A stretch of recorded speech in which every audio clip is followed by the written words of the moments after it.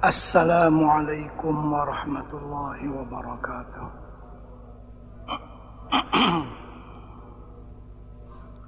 بسم الله الرحمن الرحيم.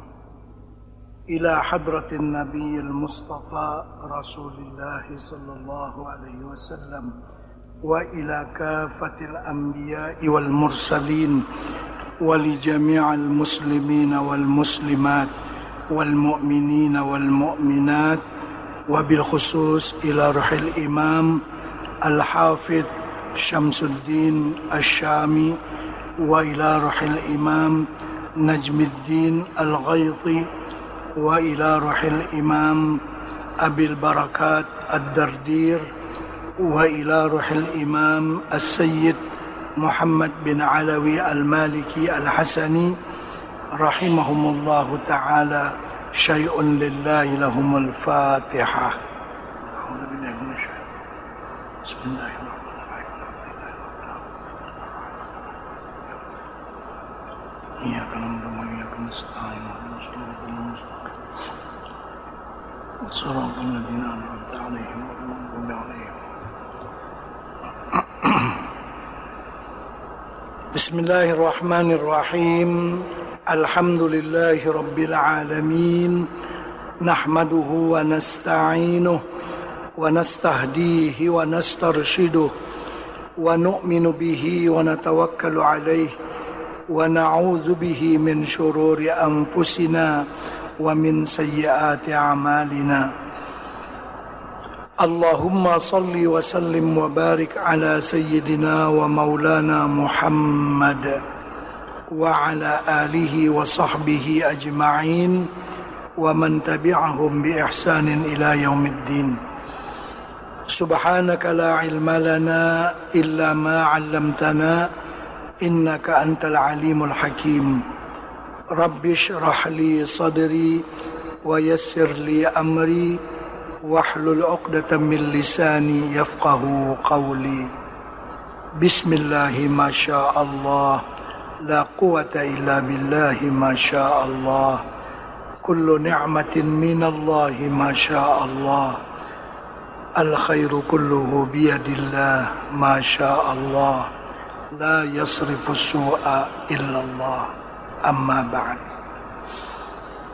Karena itu kan sandal Nabi kan mulia ya. Karena sandal itu sudah menjajak arash, sudah menjajak sidratul muntaha, sudah dibawa ke atas langit sandalnya itu. Luar biasa, sandal Nabi aja luar biasa. Bukan Nabi kita kaki ayam, Isra Mi'raj, tidak, bersandal sih. Itu yang sandal Nabi ada di kopiah, sandal Nabi ada di macam-macam kan, mulia. Dari mana kemuliaan sandal Nabi? Karena dibawa bersama dengan Nabi pada malam Isra dan Mi'raj. Nabi Musa, lihat dalam surah Taha, sewaktu nak munajat kepada Allah di gunung Turi Saina, ikhla'na alaik innaka bil wadil muqaddasi tuwa. Wahai Musa, pacul sandal engkau, engkau berada di bumi tua yang suci. Masya Allah. Di gunung Turi Sinin pun disuruh tanggalkan kasut Nabi Musa, sandal Sinin. Sandal Nabi sampai ke atas langit sana, luar biasa. Sandalnya aja belain, ya kan? Nah itu ambilannya dari mana? Kisah gambar-gambar sandal Nabi itu bukan alang-alang. Sandal itu sampai ke Al-Mustawa di sana, pian. Nah itu kisahnya. Baik. Mun terlalu panjang kada tuntung kitab kemarin nih pian. Jadi sasadangnya aja uraiannya ya kalau. Nah, itu yang ketiga tadi. Aku lapangkan dadamu tanpa diminta. Terus yang keempat, aku hapuskan dosa kesalahanmu. Semuanya diampunkan Allah seandainya berdosa, tapi Nabi kita tidak berdosa. Kan inna fatahna laka fataham mubina liyaghfira lakallahu ma taqaddama min dzambika wa ma ta'akhkhar.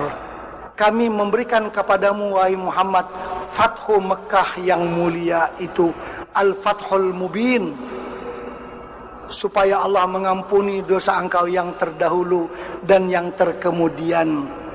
Kalau Nabi kita berdosa, sebenarnya pula Nabi kita tidak berdosa. Kalau berdosa, sudah siap diampuni oleh Allah. Inna fatahna laka fathan mubina. Sedikit kita bercerita Fathu Makkah. Apa yang dimaksud Al-Fathul Mubin? Kami telah memberikan kepada engkau, wahai Muhammad, Al-Fathul Mubin. Al-Fathu itu kan pembukaan, pembebasan kota Mekah. Sebagai pembebasan yang terang, yang nyata. Para ulama mengatakan, Al-Fathul Mubin itu ialah kemenangan Nabi di Mekah dan juga di Madinah yang tidak ada kalahnya sampai hari kiamat. Itu maksud Al-Fathul Mubin. Kota Mekah dan kota Madinah tidak akan dapat direbut oleh orang yang bukan Islam sampai hari kiamat. Itu makna Al-Fathul Mubin.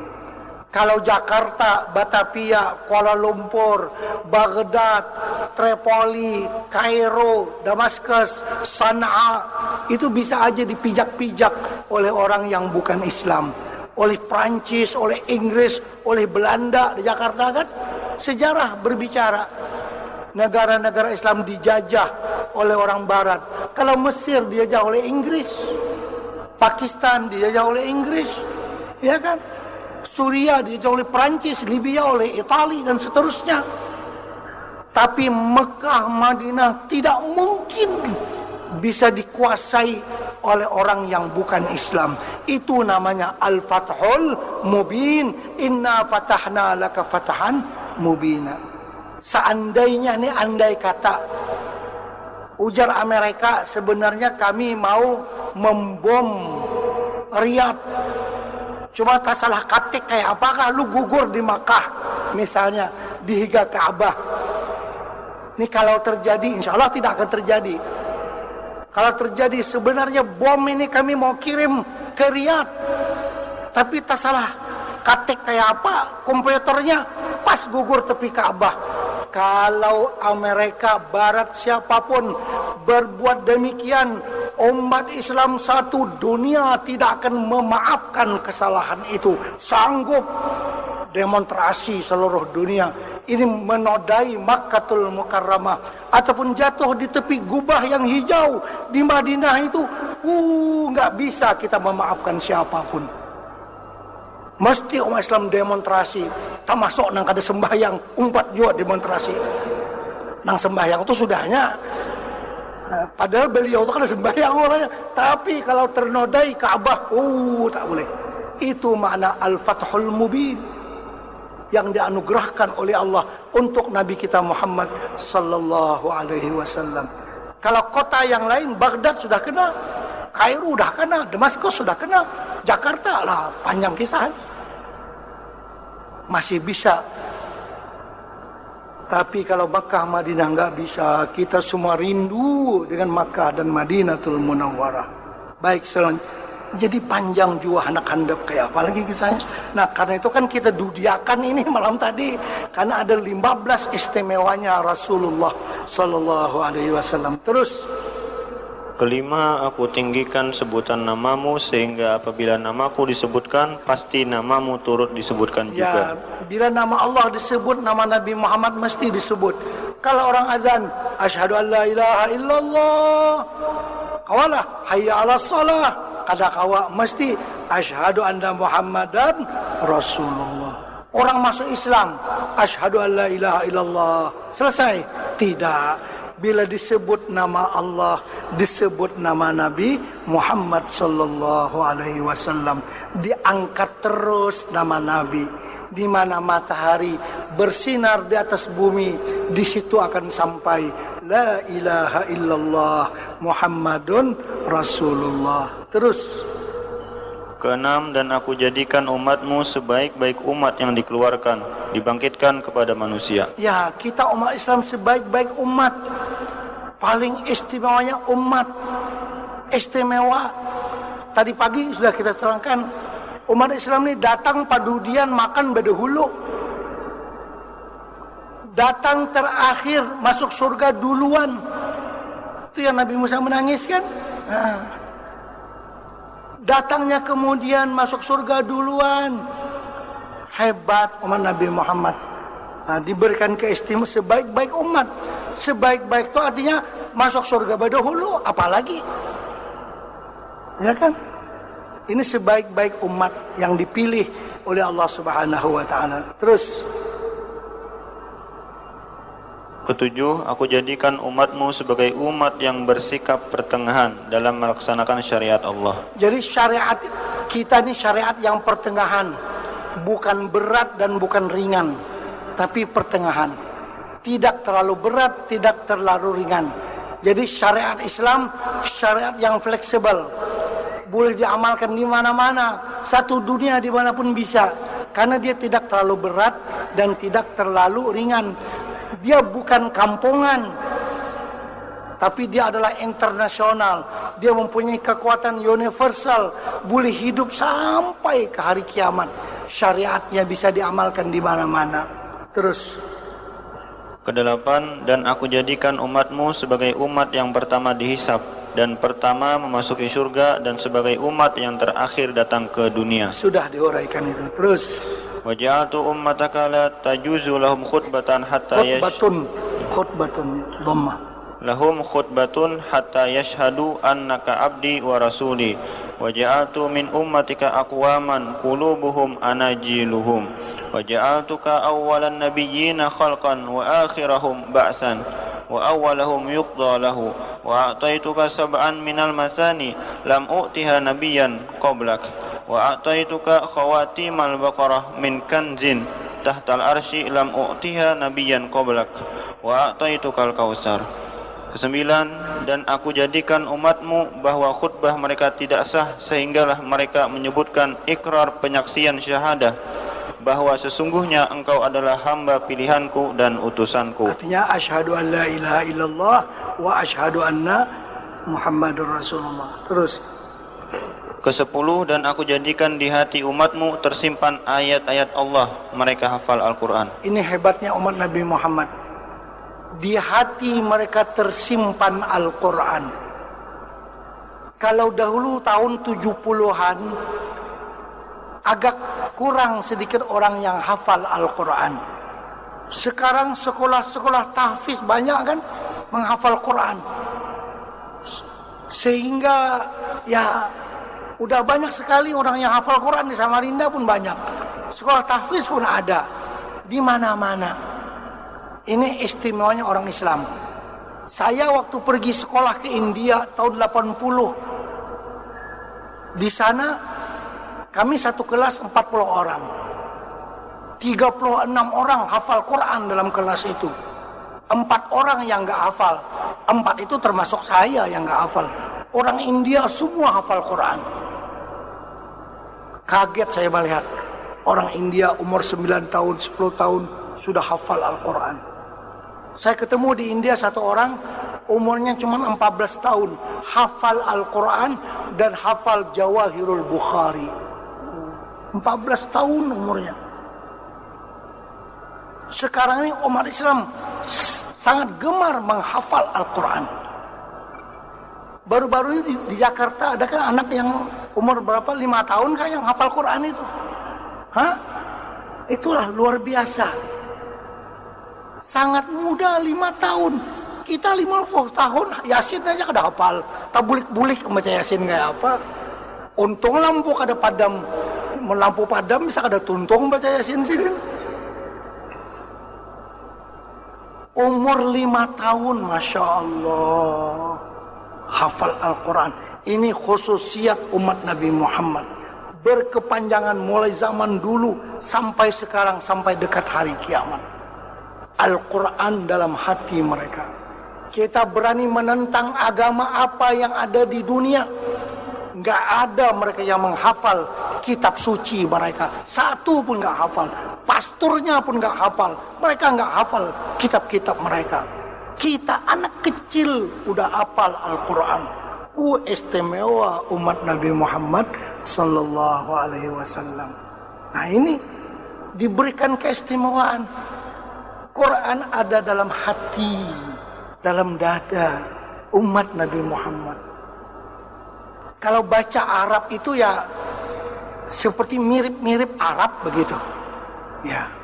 Bukan memuji orang Banjar atau orang Kalimantan, tidak, tapi biasanya kalau baca rawi itu enak dia baca kan. Bukan bunyi gada gumat nggak ada, itu kan biasa aja baca atau kan lebih dekat kepada cara penuturan bahasa Arab.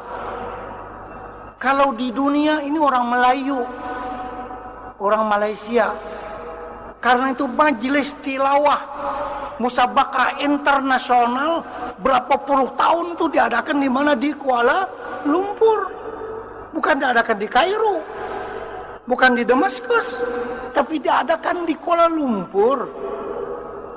Dan juara-juaranya ya orang-orang sebelah sini juga, orang Indonesia, orang Malaysia, juara-juaranya.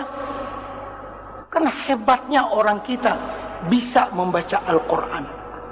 Orang Arab geleng kepala melihat orang kita pintar baca Quran dengan dialek Arabnya sama dengan Arab.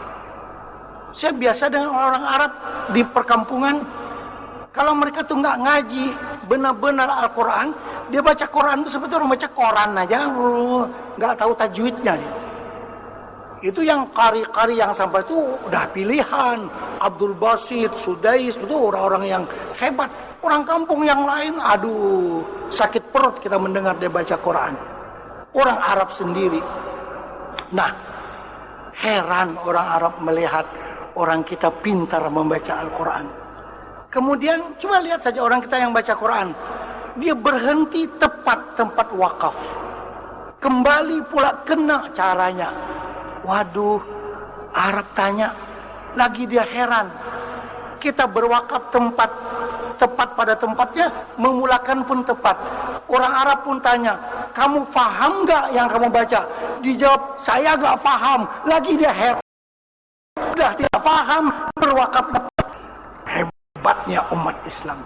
Itu istimewa yang dianugerah oleh Allah pada malam Isra dan Mi'raj. Dan aku, apa tadi? Aku berikan, yang mana? Dan aku jadikan di hati umatmu tersimpan ayat-ayat Allah, mereka hafal Al-Quran. Itu hafal Al-Quran, subhanallah, luar biasa. Terus ke-11, dan aku jadikan engkau orang yang pertama daripada kalangan para nabi yang aku ciptakan, dan orang yang paling akhir dari kalangan para nabi yang aku bangkitkan di muka bumi. Itu sudah paham semua kita. Dalam Maulid Al-Habsyi disebutkan hadis Jabir, ya Jabir, innallaha khalaqa qabla al-asya nura nabiyyika Muhammadin sallallahu alaihi wasallam min nurih. Ya kan? Dalam satu riwayat yang lain, kuntu awwalan nabiyyina fil khalq wa akhirahum fil ba'ats. Aku nabi yang pertama dicipta oleh Allah, tapi aku nabi yang terakhir dibangkitkan oleh Allah. Di segi menjadi nabi, aku pertama menjadi nabi, kata Nabi Muhammad. Cuma aku terakhir dibangkitkan. Kuntu nabiyan wa Adamu munjadilun fi tinatih. Aku sudah menjadi nabi, Adam masih lagi tanah liatnya. Tadu hulu daripada dicipta Adam, aku sudah menjadi nabi. Karena itu Nabi kita Muhammad adalah rahasia kehebatan nabi-nabi yang lain. Kenapa bila Adam sudah ditiupkan roh kepadanya, Allah menyuruh malaikat sujud kepada Nabi Adam? Karena nur Muhammad ada di sulbi Nabi Adam. Kenapa Nabi Nuh selamat dalam kapalnya, orang lain tenggelam kecuali pengikutnya yang bersama dalam kapal? Karena nur Nabi Muhammad ada di sulbi Nabi Nuh pada waktu itu. Kenapa Nabi Ibrahim selamat daripada api Namrus, tidak terbakar? Karena rahasia kehebatan Nabi Ibrahim itu ada nur Nabi Muhammad di sulbi Nabi Ibrahim alaihi salatu wassalam. Itu kehebatan Nabi Muhammad sallallahu alaihi wasallam. Jadi kata Nabi, aku nabi yang pertama dinobatkan menjadi nabi, walaupun aku nabi yang terakhir dibangkitkan. Terus dan orang yang paling awal sekali diselesaikan urusannya di dataran mahsyar. Allah. Terus.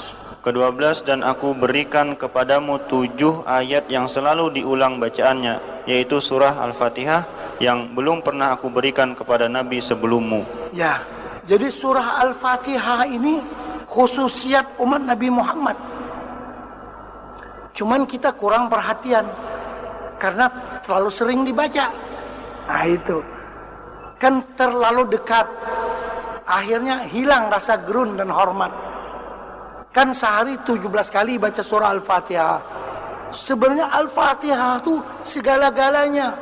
Penyembuh penyakit, pembuka kepada segala kebaikan. Inilah bermacam-macam. Tapi karena terlalu sering, jadi orang rasa seperti biasa-biasa aja. Padahal surah Al-Fatihah itu luar biasa kandungannya. Terus. Ke-13, dan aku berikan kepadamu ayat-ayat terakhir surah Al-Baqarah yang dikeluarkan daripada simpanan di bawah arasy. Sesungguhnya ayat-ayat itu juga belum pernah aku berikan kepada Nabi sebelummu. Ya, amanah Rasul kan itu. Jangan mesti dibaca tiap hari amanah Rasulu bima unzila ilaih sampai kepada akhir wa'fu anna waghfir lana warhamna anta maulana fansurna 'alal qaumil kafirin. Itu diantara khususiat Nabi Muhammad. Seumpama itu tidak pernah diwahyukan kepada nabi-nabi sebelum Nabi Muhammad. Terus. Ke-14, dan aku anugerahkan kepadamu telaga atau sungai Al-Kautsar. Sudah Al-Kautsar kita bicarakan tadi. Terus. Wa ataituka samaniyata ashumin. Al-Islam wal hijrah wal jihad was sidqa wa shaum Ramadan wal amra bil ma'ruf wan nahya 'anil munkar. Wa inni yauma khalaqtus samawati wal ard faradtu 'alaika wa 'ala ummatika 50 salatan fakum biha anta wa ummatuk. Dan aku berikan kepadamu 8 anugerah terbesar. Pertama, agama Islam. Kedua, misi hijrah. Ketiga, misi jihad. Keempat, kejujuran. Kelima, ibadah puasa di bulan Ramadan. Keenam, menyeru kepada kebaikan. Ketujuh, mencegah perbuatan mungkar. Kedelapan, sesungguhnya pada hari aku ciptakan langit dan bumi, telah kufardukan kepadamu dan kepada umatmu 50 waktu sembahyang. Maka tunaikanlah engkau dan umatmu akan 50 sembahyang itu sehari semalam. Ini pada mulanya diberitakan kepada Nabi diwajibkan 50 waktu sembahyang sehari semalam. Terus. Tambahan Imam Asy-Syami, beberapa tambahan keutamaan baginda Nabi sallallahu alaihi wasallam. Qala Abu Hurairah qala Rasulullah sallallahu alaihi wasallam faddalani rabbi arsalani rahmatan lil alamin wa kafatan lin nasi basyiran wa nadhira wa alqa fi qalbi aduwi ar-ru'ba min masirati shahrin wa ahalla liyal ghanaim wa lam tahilla li ahadin qabli wa ju'ilat liyal ardu masjidan wa tahura wa u'titu fawatihal kalim wa khawatimah wa jawami'ah wa 'uridat alayya ummati falam يخفى علي التابع والمتبوع ورأيتهم أتوا على قوم ينتعلون بالشعر ورأيتهم أتوا على قوم عراض الوجوه صغار الأعين كأنما خرمت أعينهم بالمخيط فلم يخفى علي ما هم لاقون من بعد وأمرت ب50 صلاة وأعطي 3 أنه سيد المرسلين وإمام المتقين وقائد الغر المحجلين. Imam Asy-Syami menambahkan, berkata Abu Hurairah, telah bersabda Rasulullah sallallahu alaihi wasallam, Tuhanku telah melebihkan daku. 1. Dia telah mengutuskan daku sebagai rahmat bagi sekalian alam. Sudah jelas kepada kita rahmat bagi sekalian alam. Terus. Kedua, dia telah mengutuskan daku bagi sekalian manusia sebagai pemberitahu janji syurga bagi orang-orang yang taat kepada Allah dan janji azab bagi orang yang melakukan maksiat. Juga jelas. Terus. Ketiga, dan dia telah menanamkan perasaan gentar ke dalam hati musuhku sejak sebulan perjalanan. Itu di zaman Nabi, sebulan lagi musuh akan bertemu dengan Nabi sudah gentar. Dah takut dengan Nabi. Dah takut dengan para sahabat. Karena mereka orang yang ikhlas dalam perjuangannya. Dan masing-masing di kalangan tentara Islam lebih awal mau mati daripada kawannya. Itu Khalid bin Walid waktu menulis surat kepada Rustum, Panglima Raja Iran pada waktu itu. Pendek saja dia tulis. Kalau kamu tidak masuk Islam, aku akan bawa satu tentara yang masing-masing prajurit kami lebih mau mati duluan daripada temannya. Prajurit kami ini maunya dia mati dulu pada teman. Kalau prajurit kamu biar teman mati dulu, aku kemudian nggak apa-apa, bisa enak begitu kan. Tentara saya ini masing-masing dia mau mati duluan biar aku surga begitu. Tentara kamu kan pengecut, biar kawan mati dulu aku kemudian nggak apa-apa. Takut jadi yang musuh kan begitu. Karena ada keikhlasan mereka. Terus keempat, dan dia menghalalkan bagiku mengambil harta rampasan perang yang tidak dihalalkan kepada siapapun sebelumku. Sebelum Nabi Muhammad, harta rampasan tidak halal. Dia dihalalkan untuk Nabi Muhammad dan umatnya. Terus kelima, dan dia menjadikan bumi ini sebagai tempat sujud dan boleh bersuci dengannya. Ya, bumi ini di mana saja kita boleh beribadat. Bisa beribadat. Di masjid bisa, di musalla bisa, di rumah bisa, di jalanan bisa, di mana-mana aja bisa untuk beribadat kepada Allah. Di atas paumaan bisa, di atas kapal bisa, di mana aja bisa. Berbeda dengan agama lain, beribadat itu mesti di tempat ibadat yang khusus, di bihara, di sini, di ini. Tempat-tempat itu aja, di lain nggak bisa. Kegiatan ibadat nggak bisa, cuma di rumah ibadat saja. Kita orang Islam di mana saja, bumi manapun, asalkan tidak bernajis ya. Kalau bernajis nggak boleh, maksudnya ya, bebas kita untuk beribadat, bukan mesti di rumah yang dikhususkan untuk beribadat. Artinya mudah pelaksanaan syariat Islam. Kalau sholat cuma dalam masjid, nanti yang di toko nggak mau sholat. Soalnya kalau nggak di masjid nggak sah. Wah, kalau begitu banyak yang nggak salat kan? Begitu. Terus keenam, aku dianugerahkan pembuka dan penutup kalimat yang jitu serta ungkapan yang tepat, padat dan berbobot. Maksudnya Nabi kita diberikan orang yang berbicara dengan fasih, sehingga ungkapan Nabi kita tuh sedikit, maknanya adalah sangat besar.